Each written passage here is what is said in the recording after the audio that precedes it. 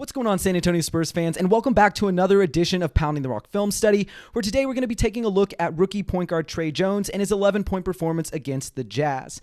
While most of his production came in garbage time since Utah blew out San Antonio by more than 30 points on Wednesday night, there were still several valid takeaways from his 24 minutes of action, so let's hop into the film. Nothing too spectacular, but it's the extra effort on the glass against a much taller player to give San Antonio a second chance opportunity that makes Tre's motor and winning mentality stand out.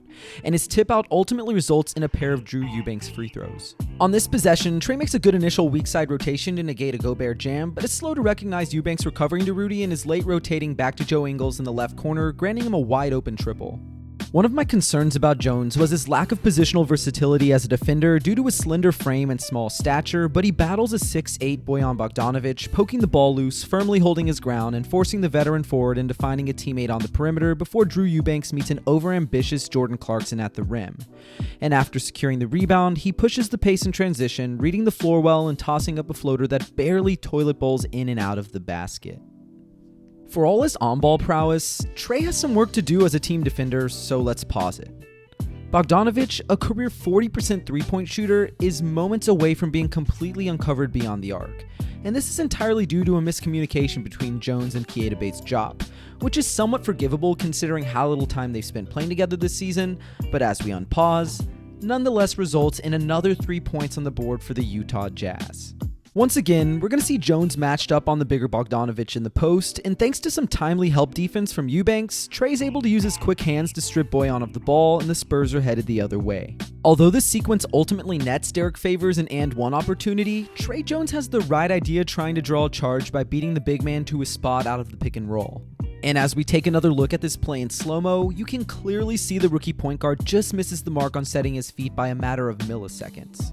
Tre only converted 53% of his looks around the rim at Duke last season, and while that number was increased to 64.5% on a small sample size in his first go-round with the Spurs, as you can see here, becoming a better finisher is still on his to-do list. Passing is the one area Tre shines more so than San Antonio's other prospects, and it takes pinpoint accuracy to deliver this lob to Lonnie Walker IV in full stride.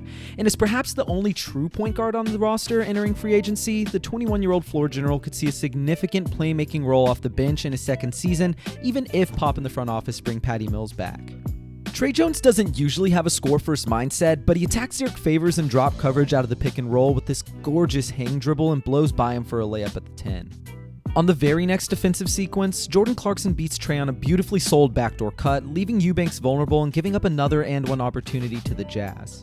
And as we take a look from a few different angles, you can see the rookie is so concerned with stopping Clarkson from receiving the ball on the perimeter with the clock winding down that he overplays the passing lanes, losing track of his assignment for a brief moment and opening up an uncontested path to the hoop. This next bucket has more to do with Utah's miscommunication on Lonnie's screen than Tre's movement without the ball, but the 6'1" guard springs off 2 feet for an effortless one-handed jam, and that sort of explosiveness has been a pleasant surprise for Spurs fans after he didn't put much above the rim athleticism on display in his 2 seasons at Duke. While he wasn't known for throwing down thunderous jams, there's a reason the Blue Devil faithful gave him the nickname Tre Stones, and he always seems to be calm and collected under immense pressure, delivering clutch shots in crunch time. This chaotic sequence reminds me a lot of the play we just witnessed, and Tre's ability to remain dialed in amid the pandemonium to drain a ridiculously off-balance triple to avoid a shot clock violation highlights his uncanny poise at 21 years old. And he's definitely not a confident three-point shooter at this stage in his career, but he always looks comfortable taking the shots no one else wants to. The lack of chemistry between this mishmash of starters, sixth men, and third stringers was obvious, so let's freeze. Lonnie's already on his way to rotating to the open man, and while Tre cut off Ersan Ilyasova's drive to cover for Gorgui Dieng, his job isn't done yet. The onus is now on Tre and Keita to figure out who's covering who on the perimeter, but as we unpause, both sprint to the corner, allowing an uncontested 3. Before we get too deep into this play, let's pause it right about here. Tre began creeping away from the basket in anticipation of his teammates reeling in a rebound, and he's almost already in a full sprint with the Jazz defenders flat-footed the second he sees Vassell's hands on the ball. And as we roll the tape, no one has the open court speed to chase down Jones, and it's an easy reverse layup.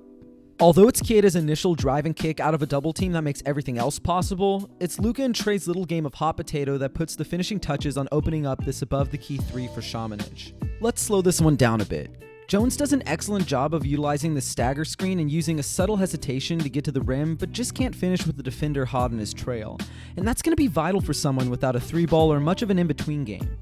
Once again, we're going to see Tre flex his impressive playmaking chops with this flawless lob that leads Eubanks right to the hoop for a rim-rocking alley-oop slam. And that pass is worth a second glance from another angle. Just beautiful stuff from the rookie guard. This next possession is my NBA Top Shot nominee of the night, and that's a rookie moment I would pay a nice chunk of change to get my hands on. I don't think many people knew Tre Jones could get up like that. I hate to end on anything other than a positive note, but Tre's 6'4" wingspan isn't conducive to altering shots from any range, so let's pause. A longer defender probably could have bothered Elijah Hughes here or even gotten a hand on the ball to block this attempt, but unpause, and you can see Tre's presence hardly made a difference despite being in the shooter's airspace. Tre Jones will have to develop a respectable outside shot if he wants to maximize his offensive potential, but the Spurs still got a steal with a first-round caliber player at the 41st overall pick in the 2020 NBA draft. He should continue to see minutes if and when Patty Mills struggles to get it going, and I could see him being a spot starter or a second-unit staple like his brother Tyus. That about does it for this edition of Pounding the Rock Film Study, so as always, thanks for tuning in, and don't forget to like, subscribe, comment, and hit that notification button if you want to know when the next videos are dropping. But until next time, Spurs fans, take care.